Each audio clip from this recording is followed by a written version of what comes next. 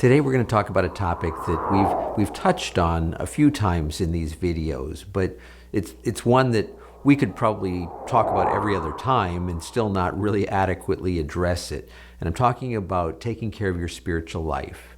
And I don't mean just talking about just yeah, we'll try that again.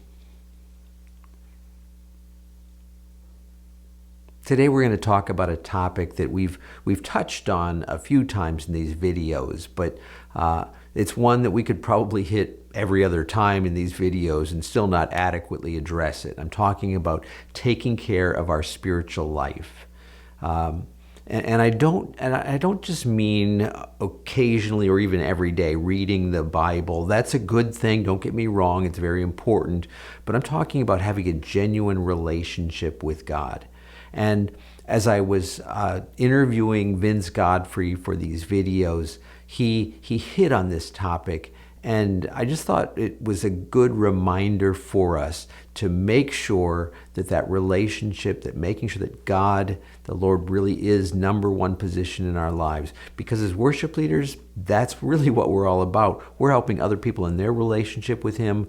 We need that relationship ourselves. So take a listen to what Vince had to say. I think another thing that's important is, it's probably maybe the most important thing, is the worship leader's spiritual life, their individual spiritual life, that they are getting, they are seeking to be fed and getting fed spiritually outside of the worship ministry, not dependent upon what they're doing in worship. Such a small percentage of worship ministry is a Sunday morning or whenever the worship services are. Quite like the advice you might give a pastor of you need to do more Bible study than your preparation for a sermon.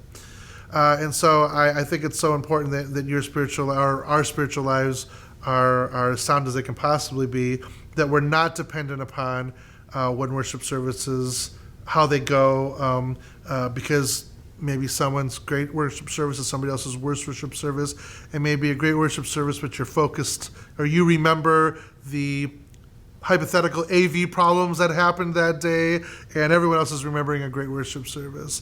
And there's so much more around the worship ministry with serving one another, with conflict in churches, not that happens in churches, with different humans, with all that goes along with the business side of worship ministry, the other side of ministry to your team members, to people in your context of music and worship, or within the larger church context. So all of that comes along that you need to be really focused on. We really need to be focused on being centered in God. And I love that old story from Thomas Aquinas, that he finished writing a Eucharistic prayer or something along those lines, and he was in prayer to God and felt God saying you did a great job. I'm paraphrasing, of course. You did a great job. What is it that you want as a reward? And his response was, nothing but you, Lord, nothing but you. And I think that's what we need to have as our mantra as worship ministry. We need to be seeking nothing but God, nothing but God. Anything else, we will be disappointed. So again, I want to challenge you to really think about what this means for you.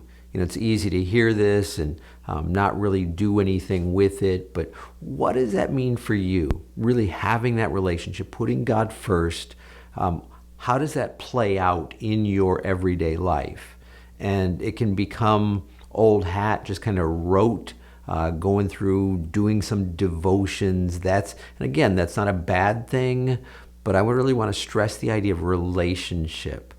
For me, there have been times over the years, many times, almost honestly, probably on an annual basis, I've gone on a personal prayer retreat just to get away from everything and really kind of recenter everything.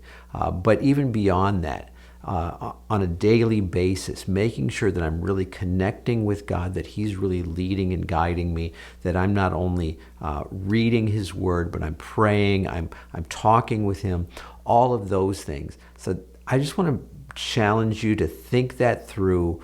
What does this mean for you? Is God speaking something into your life through what we just heard in this video? And if so, what action are you going to take in order to make it more of a reality? Brought to you by myworshipleadingcoach.com. Helping you to be more fully equipped as a worship leader.